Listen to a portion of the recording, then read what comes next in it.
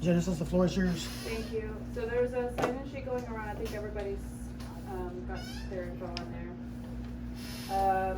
So really today is just open conversation about financial planning and what is financial planning. Okay, so I stayed up all night drawing this for you guys, coloring it in. Okay. I like things that is just very visual, very like take something very complex and spell it out to me in English, right? How does this apply to me? How does it apply to my life? So all we're really going to be talking about is this financial home. And you can write on this. I mean, this is yours to keep. We're going to go through each stage. And I'm going to give you guys some details on things that you need to be thinking about as you grow, right? As you continue to build, as you continue to put some of these puzzle pieces in place for your own personal life. What are some of the things that we all need to be thinking about to make sure that we can really be on track to the goals, right? Financial goals that we have. So financial planning, when you think about it, it's very much like building a house. When you build a house, where do you have to start? Yeah, the foundation. That's part of the foundation, right? That's part of the foundation. That's part of the groundwork. So the groundwork in the financial planning world, we start with the emergency fund. How many of us have tried to have an emergency fund and actually truly treat it like an emergency fund, right? What does emergency fund mean? It means a savings account that you don't touch unless it's for emergencies, right? It's not a second checking account. It's a savings that we truly treat as an emergency. When things go wrong, we're not having to go back and charge our credit cards. We're not having to go back and take money out of other accounts. It's truly money that's meant there so that we're not falling behind on our financial obligations. For the most part, how much is the right amount to have an emergency fund? Just wild guess, $1,000.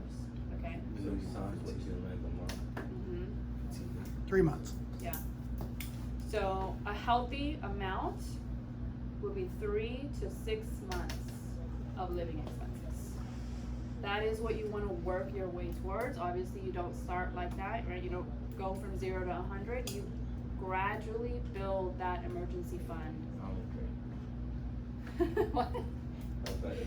You slowly build that emergency fund over time, right? And then eventually, how much is too much in savings? So that's where we get to, building the rest of the house. But emergency fund, truly think of that as something that you can fall back on when we get a flat tire, the tree falls on our roof, and now all of a sudden we're out of, a significant amount of cash and it puts us behind. So emergency fund is very important. The other thing to think about in the emergency fund is your cash flow, understanding your cash flow. How many of y'all have actually taken the time to calculate how much money comes in and how much money comes out every month? Yeah?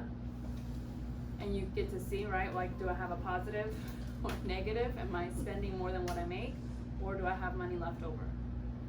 So when you have a good grasp of how much money I'm making every single month and how much money I'm spending, like what it costs for me to be me, what do I pay every month in rent, utilities, food, gas, like really add it all up. All of your financial obligations, what does it cost to be you every single month? And then that will help you have clarity on what is the amount from this leftover that I should be setting aside for my emergency fund, right? So emergency fund, the other thing you see here on the second side is the will. Will is important for those of you that are married, have kids. In the state of Texas, if you die without a will, the state of Texas will make a will for you. And it's a very expensive process. The average cost to die without a will in Texas is $1,500 to $2,000. Did they go into probate still? It goes through probate. So That's like on the low end, right? I'm not even talking about if you have a house, if you have a car, if you have accounts and you want those, to pass on to your spouse or the people that are left behind, that's even more expensive. So just setting up a basic will, you can literally do something online for as cheap as, I think it's $100 to set up a will, have it signed, notarized, and done. One-time thing, it's set, right? You spell out what happens to your family in the event you are not here in this picture. So very simple. I know for the guys that are like young, single, right? Like, why do I need a will? But it's just the cost and the mess that's associated with the whole probate process, right? It can be a very expensive thing, it can be a very lengthy thing, and the average time to settle on estate, it could go up to 2 years. So why put through the people you care about through that kind of a mess, just get it done. So emergency will, once you have that groundwork, then you have the foundation of the house. Foundation of the house, so you see that layer of bricks. This is all the things that what I like to call things you can least afford to lose. Most people cannot afford to lose their paycheck. Most people cannot afford to lose their life, right? Their family depends on your income, and that is how you create the lifestyle that you live today. So how do we protect against that? Most people choose to pay a very small amount to transfer that risk to an insurance company. So life insurance, disability insurance. If something happens to me, I pass away, boom, is immediate cash for my family that they can pay off the bills, pay off the house, pay off the car. Nobody's having to move out of the house. Nobody's having to sell everything because now all of a sudden I'm not here, right? So life insurance protects you in the event you pass away. I don't know if you guys have ever looked into that, right? But life So insurance. we offer a $25,000 life insurance Okay. as part of our benefits package. Yeah. Do you have a recommendation on that? I mean, how high of a How high of policy? an amount? Yeah. So the way, when I help someone out figure out what is the right amount to have on the life insurance, we do a calculation of what are the things that you owe. What are the things that you have? Do you have a mortgage, right? Do you have loans? Do you have credit cards? Do you have a vehicle that still, you have payments on it? So add all that up, right? Add up how much you have left to pay off all of those things, and that should be the base amount. 25,000 is like a good chunk to take care of the immediate things, right? Like the immediate expenses, but there's not going to be a whole lot left over after that. So life insurance works if you're young and you're healthy. Literally, life insurance is never going to be cheaper than it is today when you are young and healthy. The older you get, the more expensive it becomes because you're getting older, right? So it's more expensive to insure you. And that price locks in once you get it young? Yeah. Oh, okay. Right. That's kind of the same question I had. So say I get because I've been looking at it here recently, just because I've been told about it. Say if I get a life insurance policy for $500,000 and I pay $30 a month, will that be the same price for the remainder of my life? Is there a plan where I could pay that Yeah. same $30 a month for the same $500,000 of life insurance? And then it never changes. And it never changes. Yeah.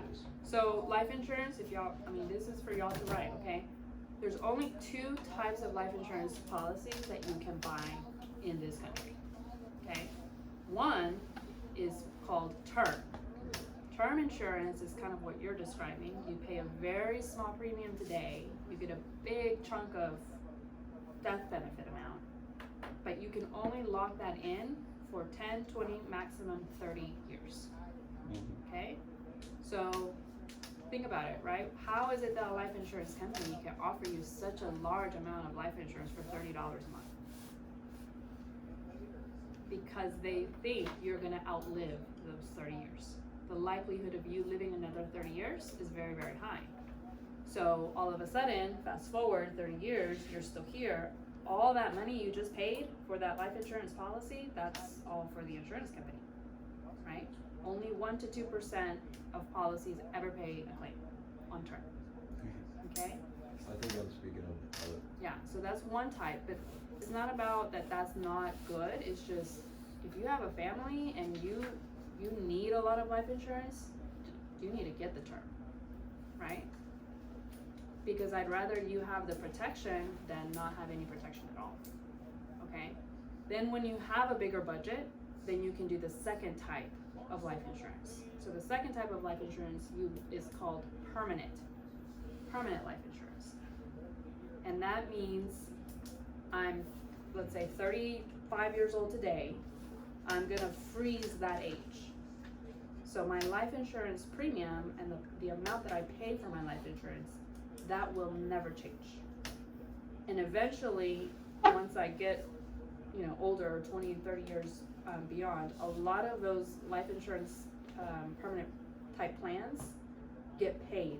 So it's like you own that coverage. You're done paying that life insurance policy and you have it for the rest of your life, okay? So those are the only two type of life insurance policies that you can buy. There's different ways to design it, but you either purchase something that's temporary or you purchase something that's truly permanent, will never change on you, right? And you will always have that life insurance no matter if you pass away at 70 or 100, right? Somebody will always get some kind of benefit from that.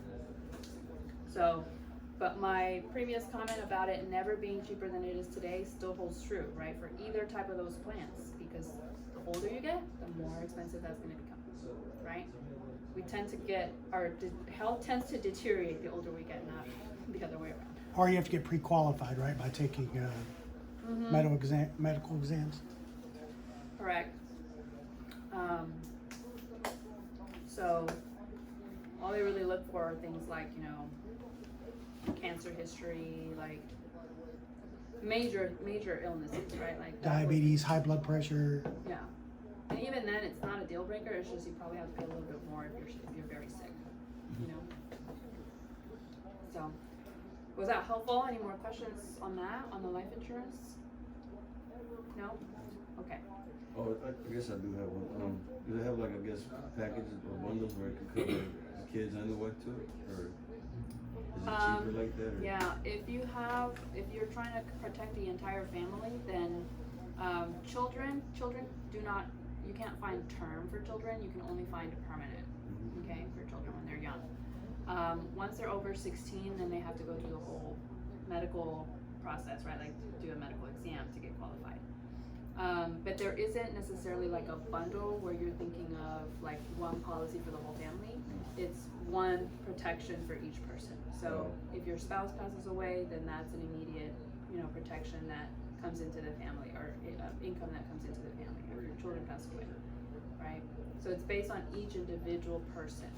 I used to have a colonial life insurance with Gemini, with the old company I work with, and they would cover up to $25,000 per kid, plus like $500,000 for me, and then $40,000 for my spouse. For your spouse. But let me ask you something. When you signed up for that, did any of y'all have to do a medical exam? No. Right. So the drawback with those kind of plans is the first 2, sometimes 3 years, if you pass away, there's no benefit. Okay, and you're typically paying higher premium than you would if you qualify for it medically. Okay. Does that make sense? Yeah. Because Colonial Life accepts anybody. So think about all the people who are unhealthy. They're going to apply for that life insurance because they don't qualify for traditional life insurance policy. Oh, okay. So your premium that you're paying being healthy and young, is actually going to be higher compared to if you just apply for it on your own. Okay. Right? So ours was bundled in with our health insurance. Yeah, but that's different, right? Because there is technically somewhat of an underwriting involved there as a group. Right. But Colonial is still accept anyone. There's no underwriting there. You're right. I think we had to fill out a questionnaire.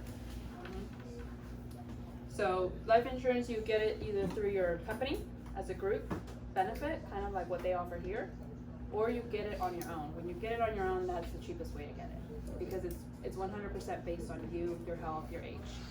Okay. So having something in place here, I mean, again, it's just figure out what's the right amount for you to own. Most life insurance starts at $100,000. That's like the minimum you can purchase, and then it just goes up from there. Okay. Disability. So disability is if something happens to you and you don't die, but now you cannot work. Right? How many of us can live off of 50% of our paycheck? 40% off of our paycheck, 20% of our paycheck, right? Most people can't live off 100% of their paycheck. So, income protection is just as important. Income protection keeps your paycheck coming if you cannot work. Do you guys offer anything like that? No, I don't think so. No, right? Not, Okay, just not life yet. insurance. Yeah, so disability insurance can cost anywhere from 2 to 3% of what you make in income. So if you make 50 grand a year, 2% of that is $1,000. You pay $1,000 to protect your paycheck. If something goes wrong, you cannot work, you become sick, you become hurt, you know, then that paycheck keeps coming until you're able to come back to work and earn the same level of income you were before you became disabled. Okay. So these protections are very important to keep our life on track financially. When something goes wrong, we just want to have some level of preparation there. When you don't have anything, that's when you make the hash decisions, right? Like that's when things are really chaotic because we didn't have a backup plan. There was no backup plan. So the foundation, that's why this is in the foundation. If the foundation is weak, it doesn't matter how pretty you build your house and all the investing and all the, you know, growth that you do, it doesn't matter. It's gonna go out the window if, you know, if you stop working, if you can't work, or if you die. So this is a very important piece of your financial plan. You start here. Once you have somewhat, you know, adequate protection in place, then we move on to the fun stuff, which is investing, savings, putting your money to work. So you see here in the windows, you have college. How many of you have kids? Yeah, you don't have to answer, but you know, for those of y'all that have kids, okay, college. For some people that's important. For some people it's not, right? Some people are of the mindset like, let my child figure out how he's going to fund for school, and I'd rather put the money away and save for myself for my retirement, so I'm prepared and I'm not having to depend on my children when I get older. Send them off to the military. Right? They won't be fun. But y'all get what I'm saying, right? Like, nobody wants to depend on anybody else. How many of y'all know people like that? That didn't plan ahead, and now they're in their later years, they don't have a plan, their only plan is I have to keep working because I didn't think about this sooner, and now they're become dependent on somebody else. Okay? So nobody, especially families, right? Families, when you have children, you don't want your children to be the ones having to take care of you and you depending on them. So how do we avoid that? You start planning for that ahead of time. Okay, and one of the things here is retirement, but retirement just means long-term savings, long-term investing.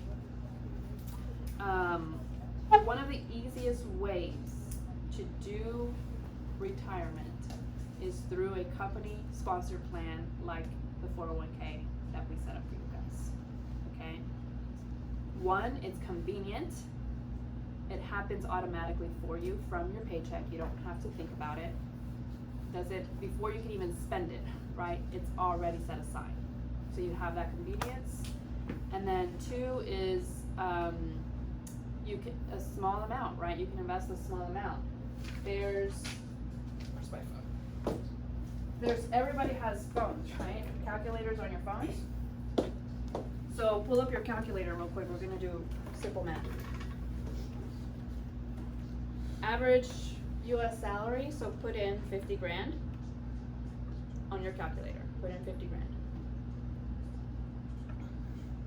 Multiply that times 2, and then there's a little percentage button up here, 2%. Multiply that, and what do you get? 1,000.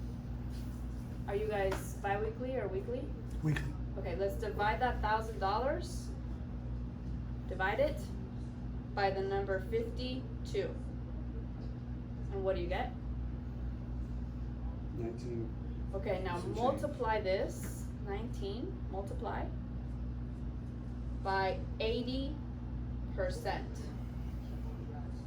And now what do you get? 15. Okay. Can y'all live with $15 less from your paycheck every week? Yeah. Yeah. Right? This is such a small amount to invest. Like typical investing outside of a company sponsored plan, they're not gonna take $15 a week. So a company sponsored plan, your 401k gives you access to that, gives you access to invest, and now you have $15 every week going away. You're not spending it, you don't need it, you're gonna be fine, you will live with $15 less. Put it aside and have that money start growing and start compounding. Right? And I just use 50 as an example. If your income is more or less, I mean, you get the picture. It's gonna be less than 15 or a little bit more than 15. But it's such a small amount, and I just use 2% as an example. You can do more than 2%. If you can do away with $20 from a paycheck, then do more. Okay? And now that money is being put to work, and you're setting yourself up to have money that you can access later on when you're not working or when you don't want to work, right? So is that helpful? Does that kind of put it into perspective a little bit, like how, you know, if we take a small percentage of our paycheck and put it to good use? And if I'm not wrong, the American Fund and Vanguard and some of the better portfolios double in size every 5 to 7 years, right? So Yeah. whatever your contribution is, it will double. In the investment world, so yeah, if you're obviously investing that 15, which you should be, your money should double every 7 to 10 years. Every 7 to 10 years. So that's you using your money to make more money instead of you using your hours and your labor to make more money. Okay? That's building, right? That's the wealth accumulation. That is how people put their money to work. You have tax strategies. So that last calculation I had you do, 80%, you're saving money on the taxes, right? The money you're putting away, you're not paying taxes on that money. So it helps you just build it even faster. Okay, so we talked about how to put your money to work, how to build that. Then you get to the roof of the house, which is asset allocation, investment strategies. Once you get a decent size amount in your 401k, in your other investments, if you have outside investments, then we can really start talking strategically about what is the best way to diversify all that money, right? And in which places should we have what percentages invested. And then finally you have the chimney. So the chimney is retirement benefit analysis, long-term care. This is for your maybe parents or like grandparents. This is once you're like entering retirement, you need to figure out how much am I going to receive from my Social Security, how much am I going to receive from my 401k and all my savings that I did, and is that enough to meet all my financial obligations and expenses, right? So this is for people who are already close to retirement, right? And but they prepared and they planned and they did something to be ready for this stage. Everything else, all the clouds, the auto insurance, commercial, homeowners, liability, I know Angelica came this Tuesday. week too, right, to talk about this. So the reason these are here is because everybody needs this. Everybody needs to have auto insurance, homeowners insurance, liability insurance, right? And it's important to just analyze and review every year. Make sure that you have the proper coverages in place and that they match what you need and what you have, and that you're not spending more money than you should, right? That's the whole benefit of having someone like Angelica who can help you save every year, right? Save on those premiums. So all in all, right, this is just like taking a lot of different concepts, putting it all on one page, but you guys get now like the bigger picture, right? Is we got to start first with having something in our savings, right? So that we can have the freedom to invest, to save. It makes no sense for you to invest and save in your 401k if you're going to be grabbing that money. That's not any benefit to you. It's actually putting you in backwards, because now you have to pay the taxes and the penalties to take that money out, right? So think about having and starting to build an emergency fund over time, right? It takes time. It's, again, unless you have, like a nice tax return, right? Or those stimulus payments from last year. I know that helped a lot of people just direct that to savings, right? but that should be there, some kind of emergency fund there. And then we need to get your life, your disability insurances, those need to be in place to protect you. And then everything else should be used to build the rest of the house, okay? Let me see if I missed anything on my points.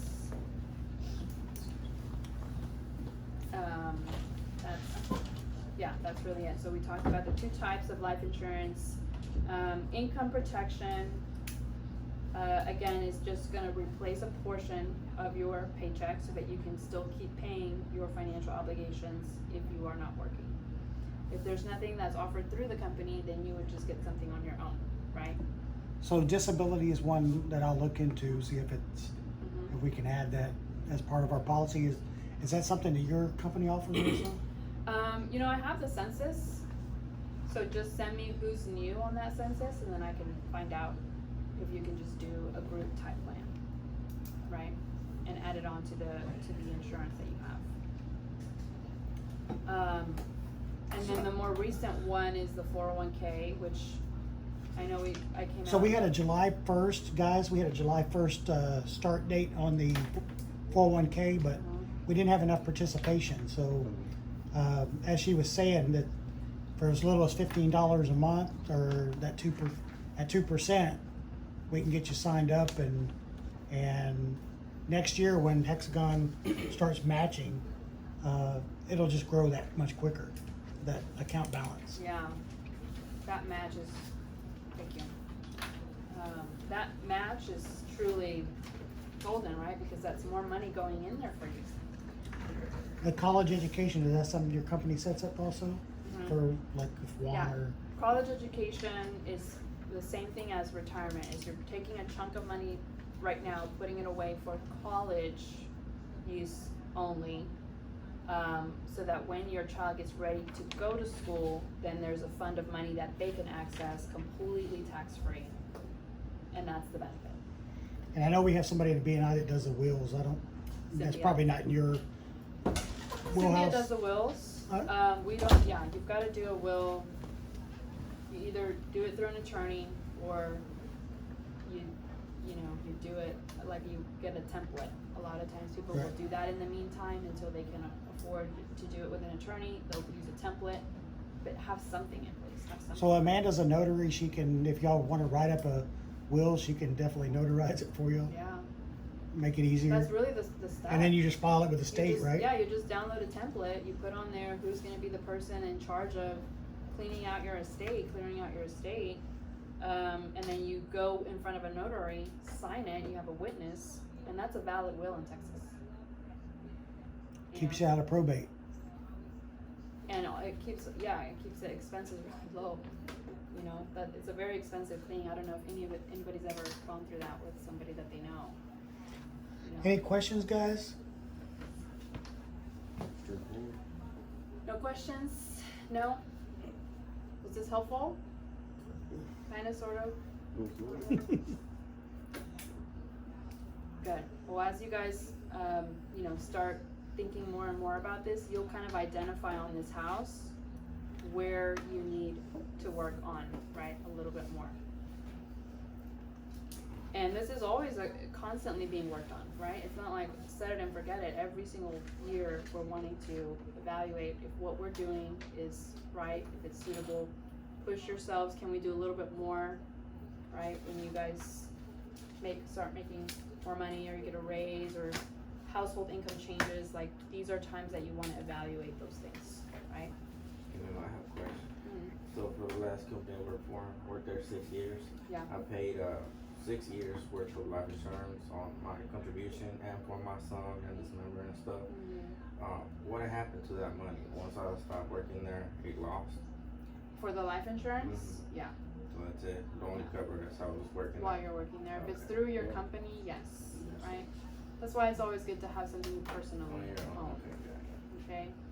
Because things always change, and then companies always change too, right? Companies can sometimes say, we're not gonna have this benefit anymore. I'm not saying that that's the case 6 years here. was a lot of lost money if it doesn't contribute or adds Yeah. up to anything else. Right.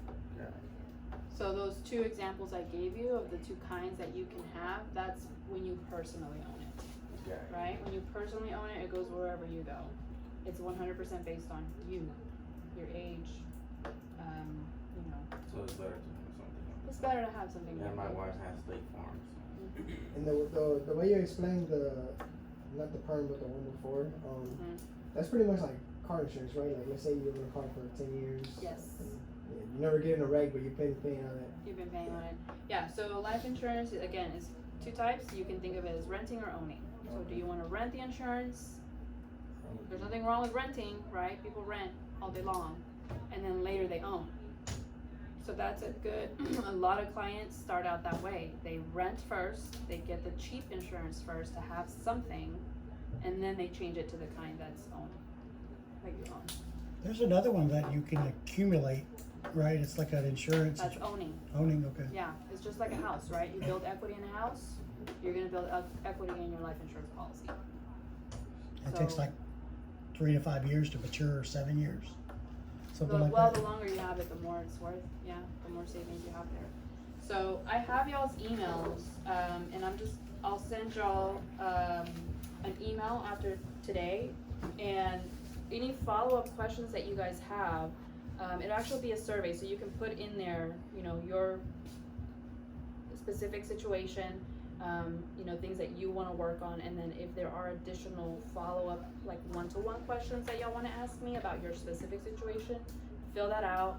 I'll get notified and I can reach out to y'all directly, okay, and have more conversations on any of these, right? Anything that we talked about, your emergency fund, your insurance, life, disability, college, retirement.